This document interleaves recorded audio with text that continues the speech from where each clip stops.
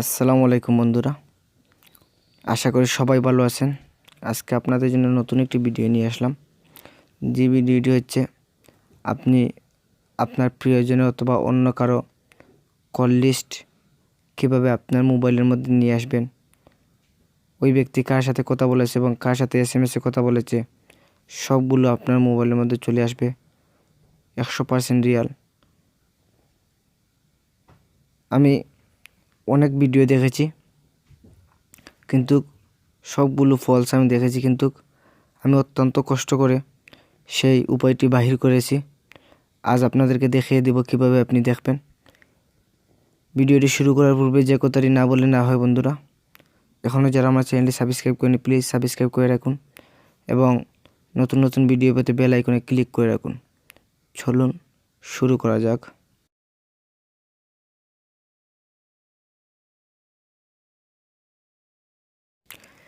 এর জন্য বন্ধুরা সর্বপ্রথম আপনি প্লে স্টোরে গিয়ে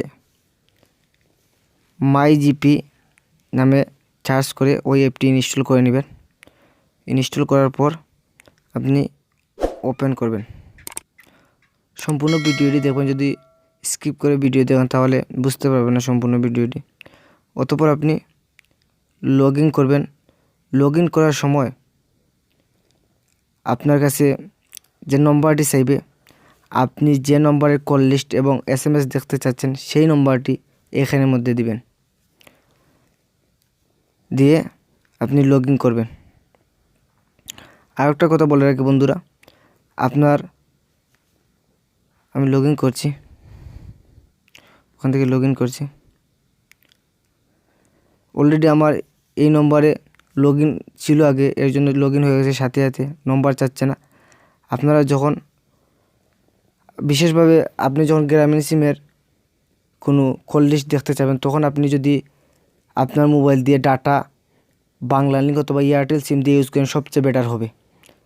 কারণ আপনি যদি গ্রামীণ সিম দিয়ে ইউজ করেন তখন অটোমেটিকলি প্রায় সময় আপনার লগ ইন হয়ে যাবে। এই সিম যে সিম দিয়ে ডাটা অন সেই সিমের নম্বর অটোমেটিকলি লগ ইন হয়ে যাবে। এর জন্য গ্রামীণ সিমের নম্বর বাই করতে হলে এয়ারটেল অথবা রবি অথবা বাংলা লিঙ্ক যে কোনো অপারেটরের সিম দিয়ে আপনি নেট ইউজ করে ডাটা অন করে সেই সিম দিয়ে আপনি ওইখানে লগ ইন করবেন। যেই নম্বরটি চাইবে, আপনি যেই নম্বরের কল লিস্টটি দেখতে পাচ্ছেন সেই নম্বরটি লগ ইনের মধ্যে দিবেন। দেওয়ার পর একটি এসএমএস সেই নম্বরের মধ্যে চলে যাবে। অতঃপর আপনি একটু কষ্ট করে সেই নম্বরটি ম্যানেজ করতে হবে। নম্বরটি ম্যানেজ করার পর আপনি সেই পিন নম্বরটি ওইখানের মধ্যে সেট করে দিবেন। সেট করে দেওয়ার পর আপনি লগ ইন করার পর হিস্টোরি একটি অপশন রয়েছে, সেই হিস্টোরি অপশনের মধ্যে ঢুকে যাবেন। ঢুকে যাওয়ার পর ওই যে দেখতে পাচ্ছেন ওখানের মধ্যে রয়েছে কল লিস্ট। আপনি ইন্টারনেট দেখতে পারবেন, কার সাথে এসএমএস করেছে দেখতে পারবেন। এসএমএসের উপর ক্লিক করবেন। এসএমএসের উপর ক্লিক করবেন, দেখেন ওই এসএমএসগুলি দেখতে পারবেন কিভাবে এসএমএস দেওয়া হয়েছে, কার সাথে এসএমএস দেওয়া হয়েছে সব এসএমএস দেখা যাচ্ছে। ওখানের মধ্যে কল লিস্ট রয়েছে, কার সাথে কথা বলা হয়েছে ওই কল লিস্টগুলো দেখতে পারবেন। এইভাবে আপনি আপনার প্রিয় মানুষ অথবা অন্য কারো কল লিস্ট এসএমএস দেখতে পারেন। অন্য অনেক ভিডিও আমি হাজার ভিডিও ইউটিউবের মধ্যে দেখি, কোনো ভিডিও কাজ করেনি। এই ভিডিওটি কাজ করেছে শুধুমাত্র। এই ভিডিওটি এই ওয়েটি অবলম্বন করে, এই পদ্ধতিটি অবলম্বন করে আপনি দেখতে পারেন। আশা করি বন্ধুরা যদি ভিডিওটি ভালো লেগে থাকে তাহলে লাইক এবং কমেন্ট করে জানিয়ে দেবেন।